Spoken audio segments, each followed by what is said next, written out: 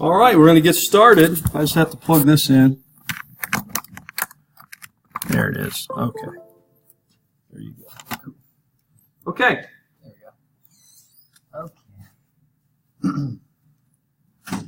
So, I did my presentation on the Greek philosopher Epicurus, who is the founder of Epicureanism, and specifically on his document, the Sovereign Maxims, or the Principal Doctrines.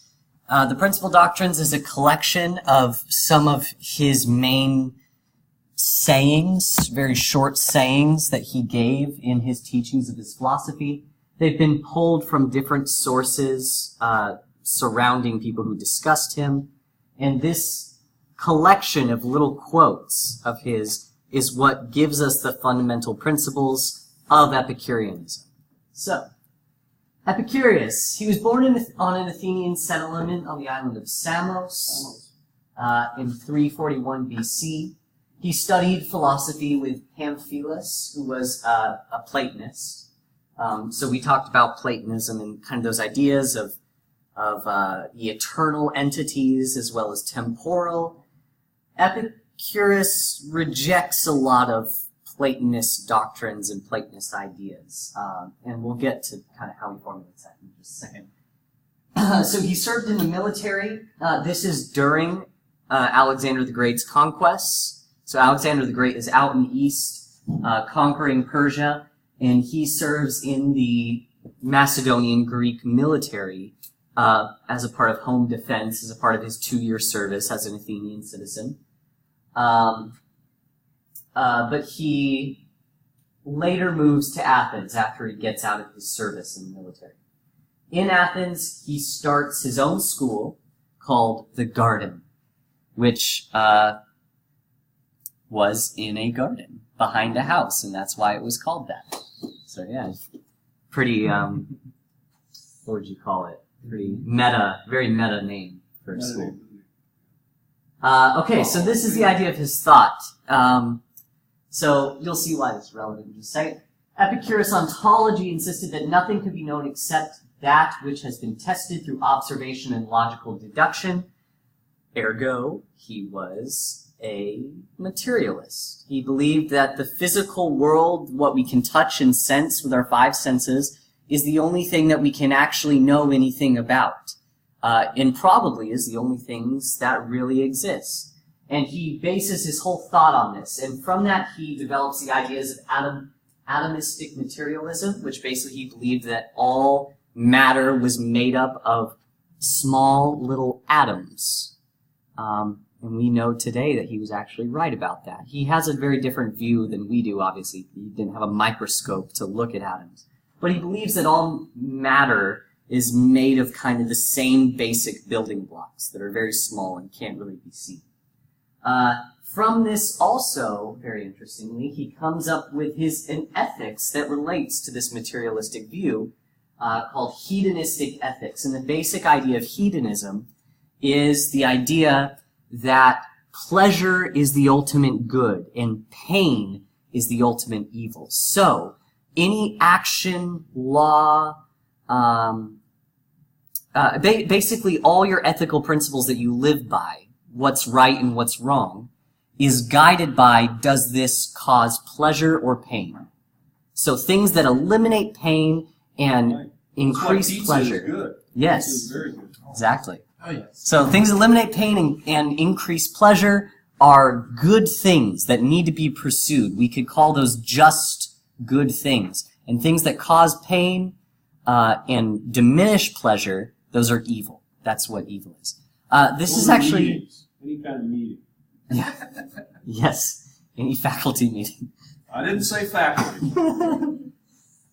But I can't argue with you. So that's why, I mean, this right here is, it's kind of the symbol of hedonistic pleasure is the main thing. This is, interestingly enough, his ideas are very impactful in early modern Europe with the Enlightenment. And even today, the dominant view in our culture of a very materialistic worldview that sees things that are pleasurable as good and things that are painful as bad it kind of follows a lot of his main ideas. So he's still very impactful in a lot of the things he thought about.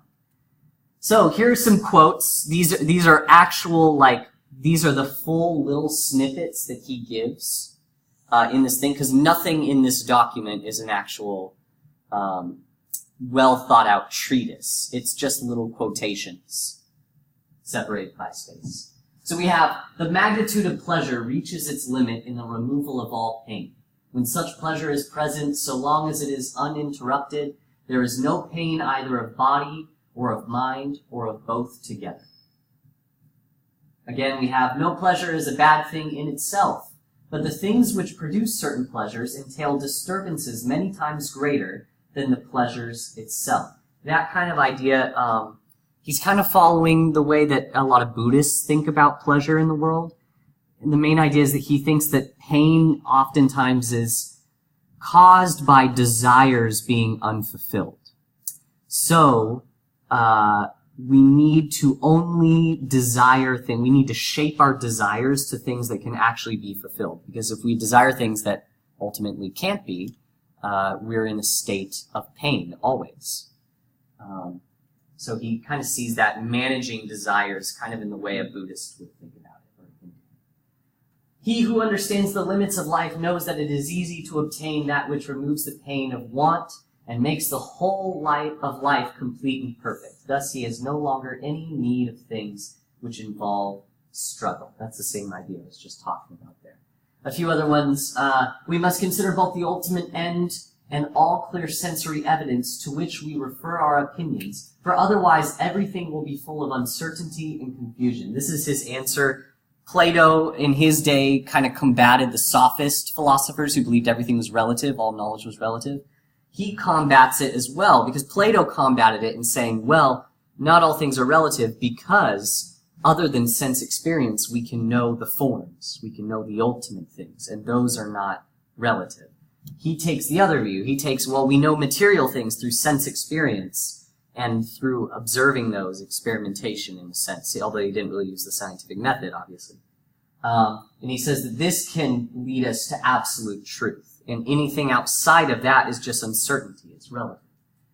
And then here we kind of get a look into his ethics on these two ones. Natural justice is a pledge of reciprocal benefit to prevent one man from harming or being harmed by another. So in this way, he sees justice in the law. He theorizes kind of the same way that later on Thomas Hobbes and John Locke will think of justice as being a social contract between people. It's basically the reason we think murder is wrong in society is because if everybody started murdering each other, it would make society very difficult to live in. And so out of a reciprocal benefit to both of us, we say, here's an agreement, we're not going to kill each other. There would be a lot more parking spots. True. Yeah. And this one's kind of long. We'll skip over that because I think I'm running out of time.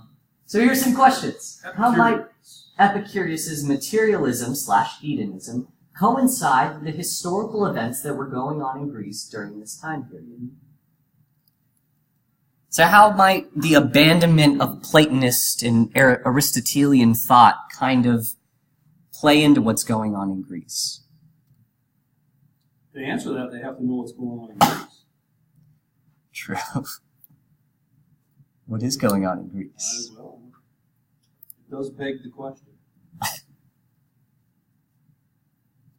mean, I suppose Alexander's campaign could be seen as hedonistic. He wasn't conquering to better Macedonia. He was just doing it because it felt good. He just wanted to get further and further. Yes. Yeah, in a sense, yeah. The other thing is Aristotle does become more dominant at this time. Aristotle coincides with a lot of Epicurean thought, not completely, but because Aristotelian thought is more deductive in looking at matter. And more material. Mm-hmm. And so Alexander he was a hedonist in a sense, and a kind of a materialist, and so he's the ruler of Greece. Yeah. Anything else? It's not really answering your question, but could Epicurus have been a follower of Dionysus? I am sure he I'm sure he followed a lot of the principles, but not necessarily Dionysus, because I think he was, although, like, I don't think we could say for sure, I'm pretty sure he was, like, atheistic. A lot of the philosophers did doubt the gods in certain respects. So I think he might have enjoyed the pleasure of that. I think he was very much a materialist. So, speaking of the gods, you might say, well, the principles of Dionysus of drinking wine and having a party sounds pretty good. The only thing you're missing is pizza. We're going to have that on Friday. Any other questions? And then are his ideas still relevant today? And if so, how? When I was in high school, we had a veterinary academy. So by my senior year, I was a certified vet assistant. And the first thing they taught us was restraint. And it was always taught that the least amount of restraint is the best amount of restraint. Because it makes the animal really comfortable without usurping too much force.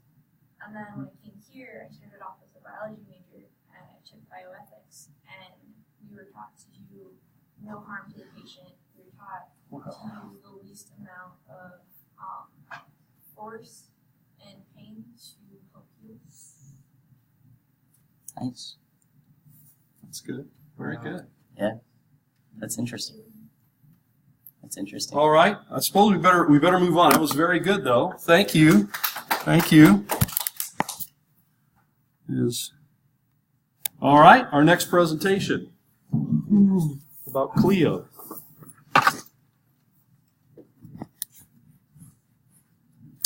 I did mine on Cleopatra, specifically Plutarch's Life of Mark Antony.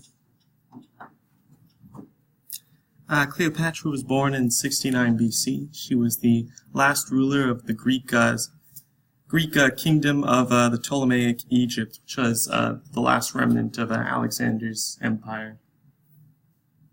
The kingdom was created in 323 BC, following the splintering of the Alexander's empire, and ended with Rome's final conquest of Egypt in 30 BC. And here's some depictions of Cleopatra. Well, now that one on the right there is not her. Oh. That's Nefertiti. Whoops. The most beautiful woman of the ancient world, according to some. Oh, wait, that's supposed to be Cleopatra? Oh no, that's her brother. Okay, that's all right. In 51 BC, King Ptolemy VII died, leaving the throne to his 18-year-old daughter Cleopatra and his son Ptolemy VIII. And a civil war shortly broke out between the siblings, and it's believed that they were married as well. And Ptolemy VIII was 10 years old. Here he is there. Is it the 13th? Or? Yeah, 13. Yeah, 13. And during this time, there was a civil war between Julius Caesar and Pompey. And when Pompey began to lose the war, he fled to Egypt, but was assassinated by Ptolemy. Julius Caesar followed his adversary into Egypt, and he allied with Cleopatra to help depose her brother. And she became the sole ruler of Egypt and had a son with Julius named Caesarion, and Julius returned to Rome, where he was eventually killed. So essentially, Julius Caesar, he used Egypt to help him ascend to conquer the Roman Empire, to seize power in Rome, and Cleopatra used Rome to help her seize power in her home. You're trying to say they're users. Yes, it wasn't a healthy Mutual relationship. symbiotic using. Yes. Usuries. And then shortly after Julius Caesar's death, Mark Antony became engaged in a civil war with Julius Caesar's adopted successor, Gaius Octavius. He tried to put Cleopatra and Julius Caesar's son, Caesarion, as the rightful successor, so war broke out between him and Octavius. Mark Antony, he tried to ally himself with Cleopatra, and they entered into a relationship as well. But in the year 31 BC, Cleopatra and Antony's combined navies were destroyed in the Battle of Actium, and they committed suicide shortly thereafter. And then Rome annexed Egypt shortly after that. is from Plutarch's Life of Mark Antony.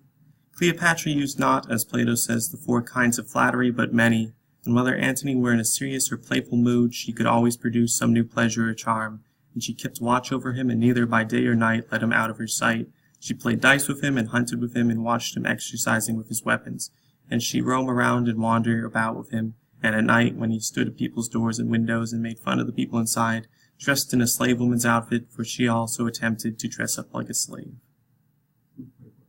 Yeah, they had some fun. Now, who dressed up like the slave woman? Mark Antony? Yes. Okay, just check it. And here's the second passage. Although it would be a waste of time to catalog all of his amusements, one time he went fishing and had the misfortune not to catch anything while Cleopatra was present. So he ordered the fishermen secretly to dive underneath and attach fish that had already been caught in his hooks. But Cleopatra was not fooled. After she saw him pull up 2 or 3, she pretended to be amazed and told her friends and invited them to come out as observers the next day.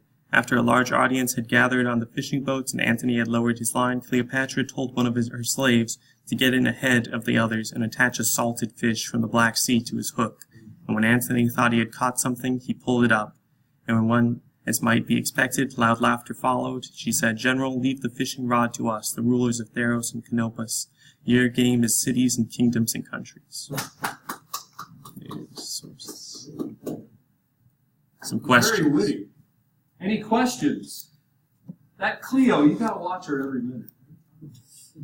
She's a scamp. A scamp. How's that? Yeah, scampy. All right. Now on to Sarah. So Lucius Apuleius wrote a book, a lot of books, and I'm going to go over the first one, the first book. It's called either The Golden Ass or Metamorphoses. And We see which one you put up here as the title. well, that's what I added on the edit. I put the Okay. subtitle on the That's edit. all right. Anyway, This is a good again, story. yes, it is. It's bizarre. Apuleius lived around the 2nd century AD, which was when he wrote this, obviously. It was translated in the 16th century, and then the version that I referenced in this presentation was translated 1990s, in the 1990s. So Apuleius was riding along with his horse in Thessaly, and he stopped so that he could walk his horse so his horse could go to the bathroom. It specifies that in the text. Like, it makes that very clear. His horse had to go to the bathroom. He came upon 2 other travelers. One of them was telling the story. The other was like, "This is ridiculous. Stop. I don't want to hear it anymore." But Apuleius was bored. He was by himself and his horse, and the horse isn't great conversation, so he said, "No, tell me the story."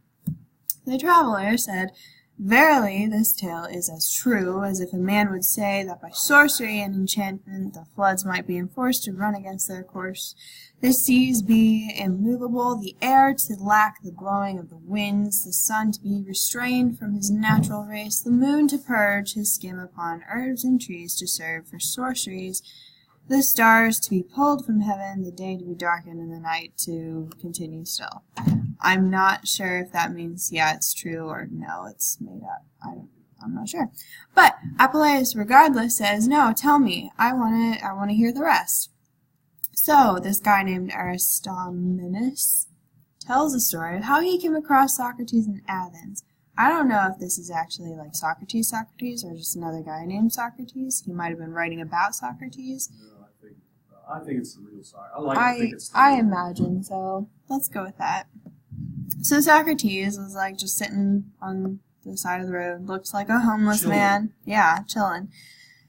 And Aristomenes asked him, what are you doing? Why do you look like you're homeless? And Socrates says, O my friend Aristomenes, how perceive I well that you are ignorant of the whirling changes, the unstable forces, and the slippery inconsistency of fortune.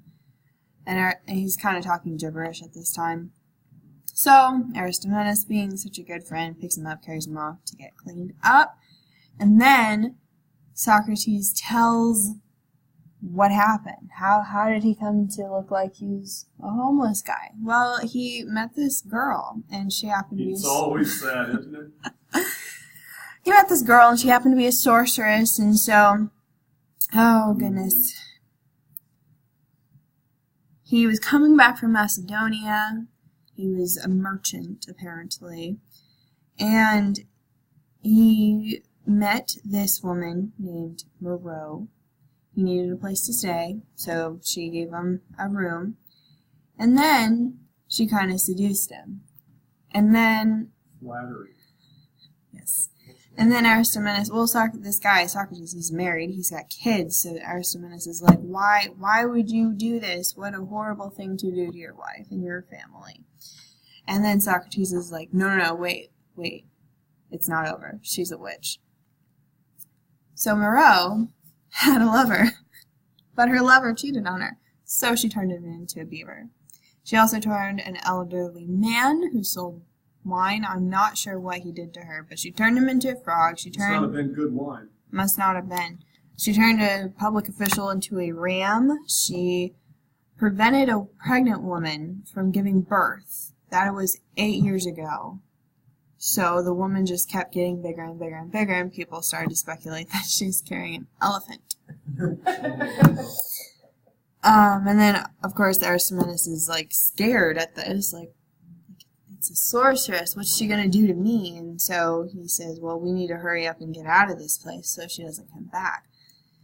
Chapter 5 talks, this is really bizarre. So they fall asleep. Aristomenes wakes up. He sees Moreau and Panthea, I think that's her sister, but she's another sorceress, standing over Socrates. One of them plunges their sword into Socrates' neck. And then they stand over Aristomenes, who's lying on the bed.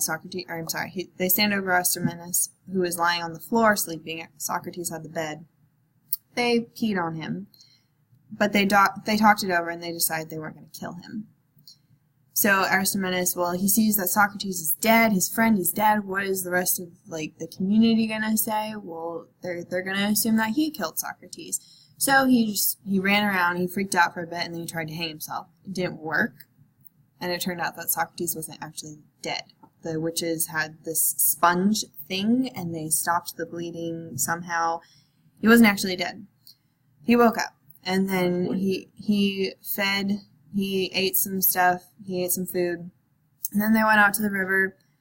He tried to drink some water. He bent over the river to cup some water, and the sponge fell out of his neck, and then he died. So Aristomenes buried Socrates by the river, and then let's go back to the present, when Aristomenes is telling his companion and Apuleius about these happenings. His companion thought it was completely ridiculous. Apuleius was he was curious. He didn't discount it at that time. But they parted ways soon after that. And Apuleius went along about his business, went to the city of Hipate, sought out this guy named Milo. It was a mutual friend of another friend. Milo was a miser, but Apuleius needed a house or like a bed for the night, so he stayed. He allowed him to stay at his house.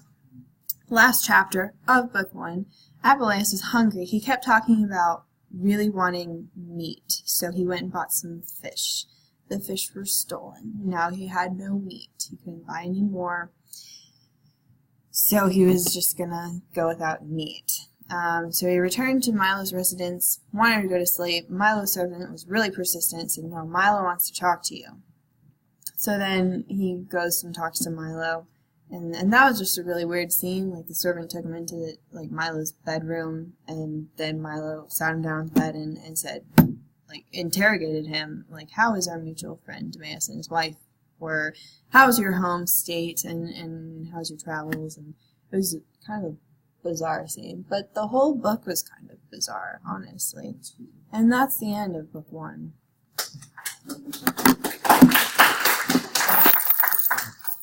It was very bizarre.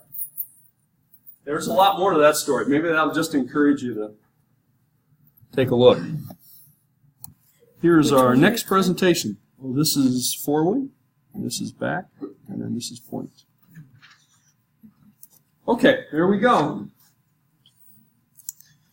Alright, so, I did my third source on Alexander the Great's, one of his campaigns, a speech from his campaigns. It was by Arian, but I'm going to give a little bit of background about Alexander, even though we all know him, but just because I had to. He was a Macedonian king from 356 to 323 BC. His parents were King Philip and Queen Olympia. When he was a young man, he was tutored by Aristotle. And when he was 18 is when he first took charge of the companion cavalry, and he helped his father defeat some of the Athenian and Theban armies at Cherunia.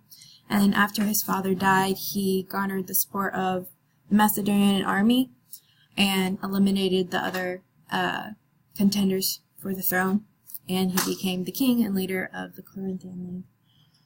He went on to conquer Persia and Egypt, and by the time he died, it ranged from the Mediterranean to the border of India. He was 32 when he died, pretty young, and he's known and regarded as one of history's brilliant military leaders and powerful rulers. Okay, this is a bust.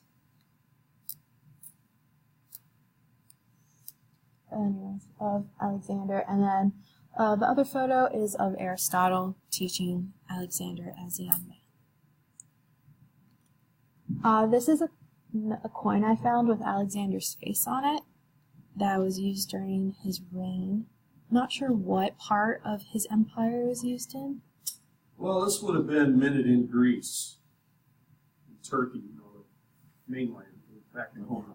They minted his face. So Arian is the writer who writes down Alexander's speech that is going to be coming up. He was a Greek historian. He was also a military commander, and he was a philosopher of the Roman period. He was born in 92 AD and died in 175 AD. He wrote the Anabasis of Alexander, which is what I chose, and it's considered one of the best sources for the campaigns of Alexander. So this is a speech Alexander makes to his army, and it says, "For a man who is a man, work, in my belief, if it is directed to noble ends, has no object beyond itself. None the less, if any of you wish to know what limit may be set to this particular campaign, let me tell you that the area of country still ahead of us, from here to the Ganges and the Eastern Ocean, it is comparatively small. You will undoubtedly find this ocean is connected with the Hyrcanian Sea, for the great stream of ocean encircles the earth. Moreover, I shall prove to you, my friends, that the Indian and the Persian Gulfs and the Hyrcanian Sea are all three connected and continuous. Our ships will sail round from the Persian Gulf to Libya as far as the Pillars of Hercules, whence all Libya to the eastward will soon be ours. In all of Asia too, and to this empire there will be no boundaries but what God himself has made for the whole world. But if you turn back now, there will remain unconquered many warlike peoples between the Hephaestus and the Eastern Ocean, and many more to the northward and the Hyrcanian Sea, with the Scythians too, not far away, so that if we withdraw now, there is a danger that the territory which we do not yet securely hold may be stirred to revolt by some nation or other we have not yet forced into submission. Should that happen, all that we have done and suffered will have proved fruitless, or we shall be faced with the task of doing it over again from the beginning. Gentlemen of Macedon, And you, my friends and allies, this must not be. Stand firm, for well you know that hardship and danger are the prices of glory, and that sweet is the savor of a life of courage and of a deathless renown beyond the grave. So, All right, so, we see here that Alexander's view of the world is that it's one giant landmass. When he talks about the pillars of Hercules, he's talking about basically what we would call Gibraltar. So he's saying that the Mediterranean Sea, what we call the Mediterranean Sea, the Atlantic Ocean, the Indian Ocean, all of it is connected, which it is. But, he thought it was much smaller, and he thought that basically what we would probably call Eurasia and the northern part of Africa was a big sort of oval, let's say, landmass. And therefore he wanted to see all of it. Wanted to conquer all of it, I guess. So the world was a bigger place, but he did create a huge empire. All right, very good. I'm sure we have time at least for one more. Right ahead. This is actually what Cleopatra is believed to look like. As you can see, she's nothing like this. She's very ugly. Well, quoting Dr. Johnson from Western Institute, she was a very ugly, man-looking woman. Wow. Dr. Johnson said that? Yep. Okay. Remember those lawsuits to be mailed to Dr. Johnson, who's now at Taylor University in Indiana. Okay, go ahead. And this is Liz Taylor from her representation of Cleopatra. Yes. Famous movie. Okay. She was the product of incest, basically, which was ancient practice used to keep bloodlines strong and pure, so you would have a legitimate successor to the throne every generation. And so she's actually Cleopatra the 8th. Her mother was Cleopatra the 7th. And she was Cleopatra the 5th. And her husband was most likely the half-sister. So lots of incest going on. She was not actually Egyptian. She was the offspring of Ptolemy the First, who was a general in Alexander's army and took control of Egypt after his death in 323 BC. And she, along with her brother, an 18 and 10-year-old, took the throne. And then she had a lovely affair with Caesar. She basically helped him come to power, and they had a affair together. Their first son was Caesarion, or Little Caesar, and then It's good pizza again. We come back to the pizza always. Little Caesar. and then she loved to claim to be the mirror image of the goddess Isis, who was the goddess of magic. She was very pretty. She was very well known, Powerful. And popular. Very popular goddess. and she referred to as the new Isis. Mark Antony, lovely mother affair. He's very active. Again, her affair gave birth to twins, Alexander Helios and Cleopatra Selene. Which later became a singer. Cleopatra Shalene Dion.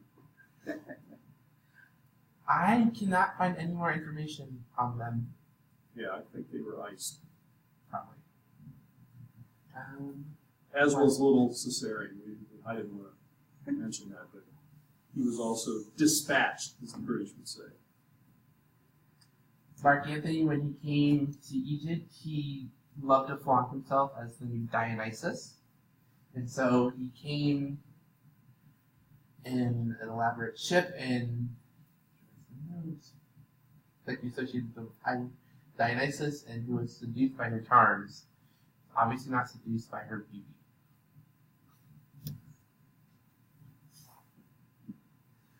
You're just loving this, aren't you?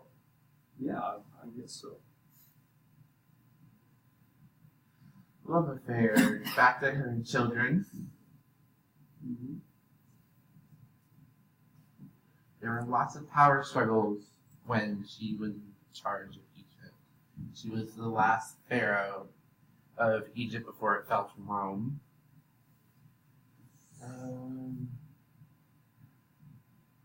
In order for Antony to come back to power, he had to have Cleopatra's support, which she gave him. And in return, Egypt got Cyprus, Crete, Libya, which is don't even want to try to butcher that name, but it's now called Libya. Cyrenaica. Jericho. Oh, you know that. And large portions of Syria and Lebanon. They again became lovers and gave birth to another child, Ptolemy Philadelphos, which you assume is the correct pronunciation. Yes. In 36 BC. They created a drinking party called the Liver.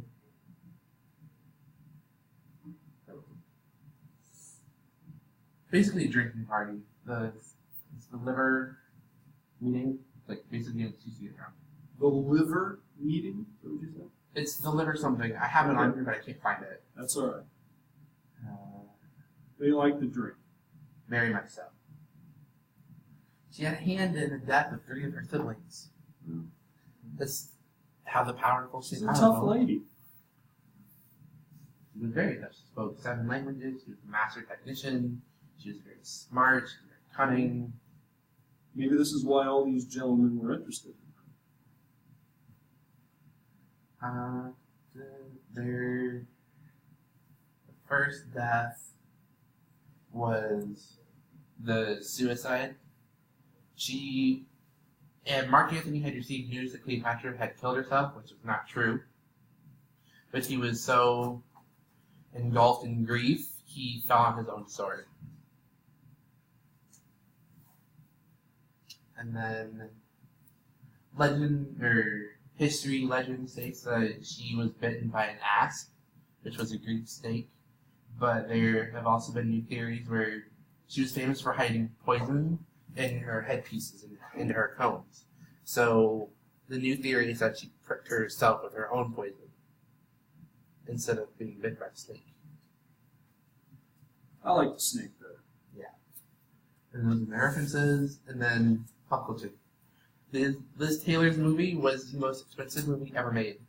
Their production started at $2 million, and it ended at $44 million. Her outfits alone were at least $200,000. Yes. This rivals Titanic. A long time ago. So the money was more. Because the inflation now is... Cleopatra remains one of the priciest movies in history ever made. And I recommend it. You should watch it. Just for the spectacle. Now, before everybody runs off, any questions, any comments? All right. Thank you very much. We still have a minute or so let me